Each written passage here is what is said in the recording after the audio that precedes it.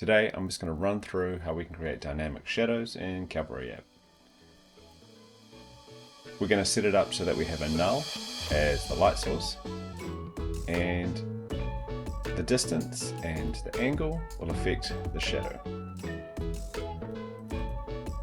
I'm really just going to run through and share a few basic ideas, and from there you can kind of build up your own solution and stylize it however you want. This rig isn't perfect, but it's definitely a pretty good starting point for just using the built-in Cavalry tools.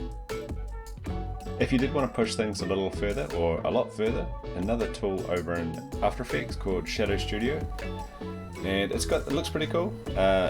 Ray traced, turbocharged with ray tracing, which sounds pretty impressive, whereas mine is just bare bones. First up, I'm just going to create our custom shape, and I'm going to put a input shape into it. So basically we could possibly have a few different shadows, layering them up, and we're going to apply them on different custom shapes below this. And also it's handy if we wanted to change the shape out. We can just basically change the shape out and we've still got all our filters and effects applied. Don't freak out now, I'm just going to show you a drop shadow, but I assure you there's more to it. Okay, so the drop shadow, you've got your blur amount and you've also got your offset. And this is applied to our custom shape. So for the offset, what we can do is just right click here and go get vector. And then our get vector, we're going to add target null. And you can't really see too much going on here, but I'm just going to boost this up to say 500. And into my shadow, I'm going to change the opacity. And you can see it's moving around now with our null as a shadow. And so I'm just going to duplicate that custom shape now. And I'll delete the filter. Now I'm going to add a zoom blur. And we're going to do something similar. We're going to use this position to drive the origin. And then we can move that around. And you can see it's got a bit of a shadow behind it. So we have the amount. We can just push this right out. And if we bring it in closer, you can see it's going to come up with this little bit of an artifact here. What we can use down here is the attenuation multiplier.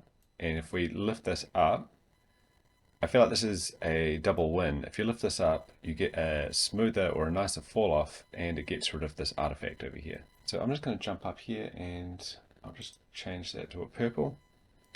And we don't want a purple shadow. I'm just going to quickly name these. So on our zoom blur, since this is a custom shape, we can just come in here and then click on the fill, and then we can change the color of that shadow. And just for this instance, I'm going to put the zoom blur under it. Okay, so we have this amount here. So what I can do is come into add behavior and click on distance. And in our distance, we'll add our target. So the closer it gets, the smaller the shadow is. We might not need this. Hey, it's just sharing the tip if you want to know what's going on.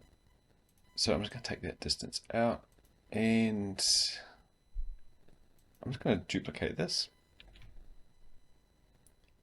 We can just come in here, go divided by 2. And that basically it's giving us a bit more of a shadow or a darker shadow down the bottom of it. So the other thing with this is that we can adjust the color of it as well if we wanted to. Just add like a little bit of purple. So it goes from purple and then it goes out to the gray. Okay, another thing we can do is add a Gaussian blur if we want. And it just softens the whole thing.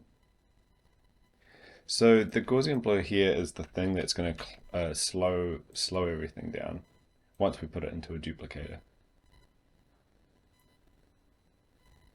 Okay, so I'm going to take all these filters out, pop them at the bottom,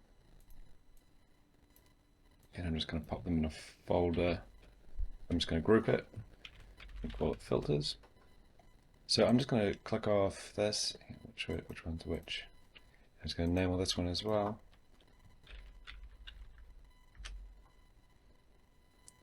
Okay, so now we have our circle, so I'm just going to group this,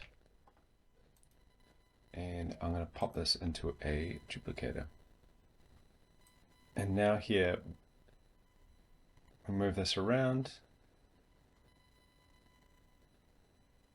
and the closer we get as well, the shorter it gets, which is all pretty cool. And you're probably thinking, sheesh, this is lagging, which is crazy. The only thing that's really slowing it down is this Gaussian blur. And I'm going to select these two, and I'm going to use my Duoco script just to turn them off. Okay, so I've selected the two layers, I've clicked the little visibility icon, and then I'm going to turn Duoco on, and that way it's going to operate in real time.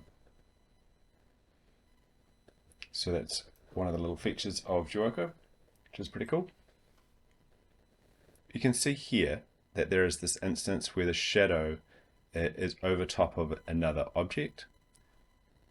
So to fix that, what you could do is duplicate your rig and separate your top shape from your shadows, and then just have your all your top shapes on the layer above. That's one solution for that.